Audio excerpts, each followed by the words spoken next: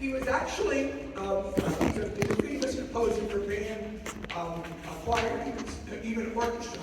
He had been working off Broadway on a show that he wrote, and he was approached by an animation company, I won't go into it, that said, we're thinking of a film or a series based on Kipling's The White Seal. And it's supposed to open with a mother seal singing to her baby. And so they said, would you show us what you could do? Would you write a little melody for us? And he was thrilled. He thought, oh my God, I'll be a Disney composer, right? And he thought that this was the start of something. So he read Kipling's poetry, and right away he had an idea for this melody. So he jotted it down. He said he asked his wife to play it while he accompanied, and quickly took it over and dropped it off at the animation studio.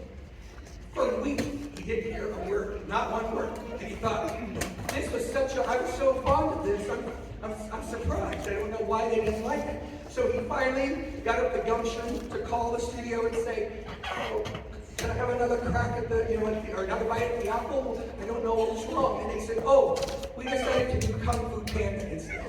So I'm not making it up, it's absolutely true. But the melody, folks, he did save it himself and save it and give it to the world through this piece. So Seal Lullaby, Eric Whitacre, it's a beautiful, beautiful little number. And I want to recognize that we have a special guest joining the band.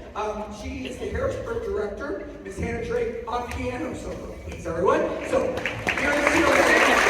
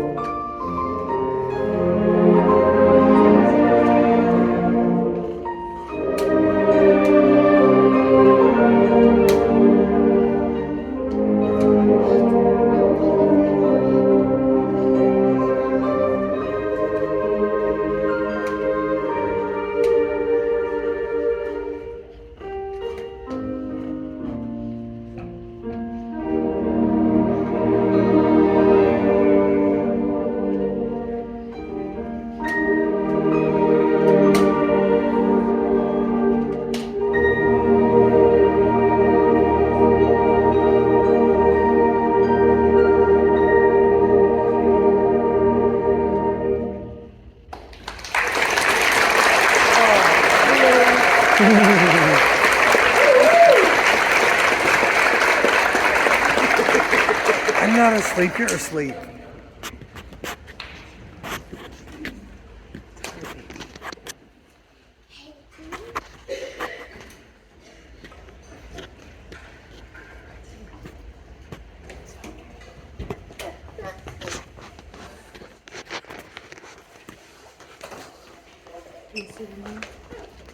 Ready? Up. There you go. Wasn't it beautiful? I mean, just, you can see the little seal, right? The mother holding the little one and just laying the water on her back and just with the waves. It's such a beautiful piece. I'm glad that we saved it for everybody else. Folks, our last piece will be The Light Eternal, and it is a piece that I've known for many years. I actually played it with a band, my high school band that I taught. I taught in Ohio, public school in Ohio for 8 years, at Tiffin, Ohio, Tiffin Columbia High School. And I had done the piece with him. It's by a composer named Jim Swearingen. And he was a director at Grove City High School, very, very big and renowned program.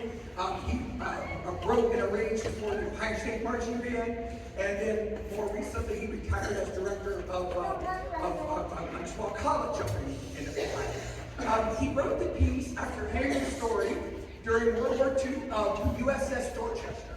Maybe not a name that you know. It's reminiscent of Titanic, I'm sorry to say. It was a troop transport that was sunk by a German U-boat.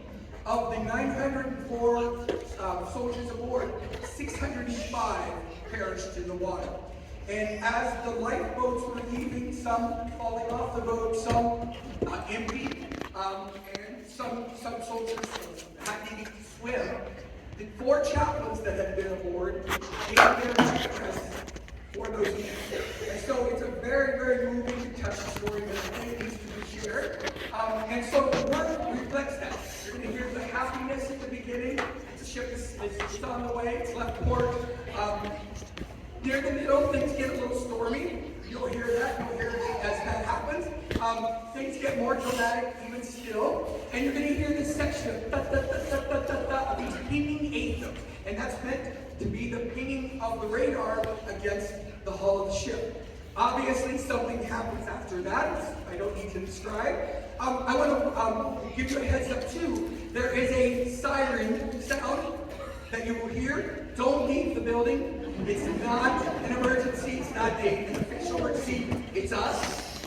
It's loud, okay? So just be aware of that. And then it finishes with this little fugue section and a very pretty ending. It's based, everyone, on Dawn of Our Fathers. If you know that hymn, you're going to be very pleased. I want to certainly, as we play, I want to thank the group, as I said, so well behaved and hardworking. It's not easy to do a 3-hour rehearsal, followed then after lunch when you went to sleep by a 4.5 hour rehearsal. So I really commend them, and they worked very hard, and we have a lot done today. This piece alone is 200 some measures. 100, yeah, it's 200 measures.